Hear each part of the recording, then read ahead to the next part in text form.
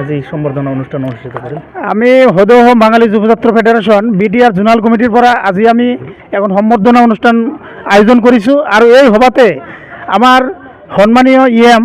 শ্ৰীৰামপুৰ সমষ্টিৰ MCLA মহোদয় তেখেত যে আমাক আজি সময় দি পেলাই আমাৰ ইয়াত উপস্থিত হৈছে তাৰ কাৰণে আমি আমাৰ সংগঠনৰ ফালৰ পৰা তেখেতক আমি বহুত বহুত ধন্যবাদ জনাইছোঁ যে তেখেত ইমান ব্যস্ততাৰ মাজতো আমাৰ মাজত আহি উপস্থিত হৈছে আৰু সকলোৰ লগত কথা বতৰা পাতি পেলাই আমাৰ মাজত বিভিন্ন ধৰণৰ কথা কৈছে যেনেকৈ ধৰক আমাৰ সমাজৰ উন্নতিৰ কাৰণে আমাৰ BTAD অঞ্চলৰ উন্নতিৰ কাৰণে যিবোৰ কাম কৰিব লাগে সেইবোৰ কাম তেখেতে কৰিব বুলি আমাৰ ওচৰত ব্যক্ত কৰিছে গতিকে আমি আমাৰ ফালৰ পৰা আকৌ তেখেতক ধন্যবাদ জনাইছোঁ হয় আজি আমি নতুনকৈ নিযুক্তি পোৱা সন্মানীয়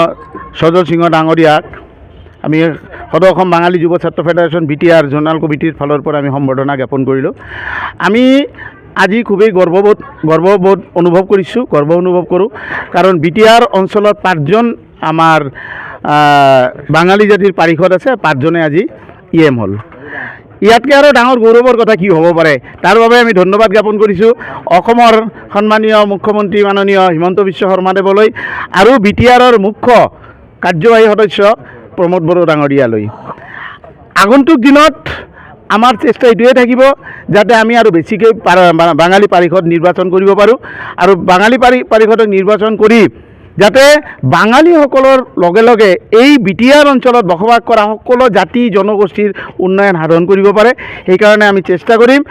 আৰু অনাগত দিনত সজল সিংহ ডাঙৰীয়াই যাতে ইয়াতকৈ বেছি আৰু মানে প্ৰবল জনসমৰ্থন লৈ যাতে তেওঁ আৰু কাম কৰিব পাৰে তেওঁ প্ৰবল জনসমৰ্থন লৈ যাতে মানে আগন্তুক দিনত যি নিৰ্বাচন হ'ব সেই নিৰ্বাচনত যাতে জিকি আহিব পাৰে সেইকাৰণে আমি ঈশ্বৰৰ ওচৰত প্ৰাৰ্থনা জনাম আৰু সমগ্ৰ BTR অঞ্চলৰ যিমান মানে বাঙালী ভাইসকল আছে আমি সকলোকে এটাই অনুৰোধ জনাম যাতে এই BTR অঞ্চলত যি শান্তি প্ৰতিষ্ঠা হৈছে সেই শান্তিটো বিৰাজ ৰাখে আৰু এই শান্তিৰ প্ৰতিষ্ঠাৰ অংশীদাৰ হৈ যাতে আমিও অংশীদাৰ হ'ব পাৰোঁ আগন্তুক দিনত যিবোৰ বাঙালী প্ৰতিনিধি থাকিব সেই প্ৰতিনিধিসকলক জয়যুক্ত কৰি BTCৰ উন্নয়নত তেওঁলোক যাতে আগভাগ ল'ব পাৰে।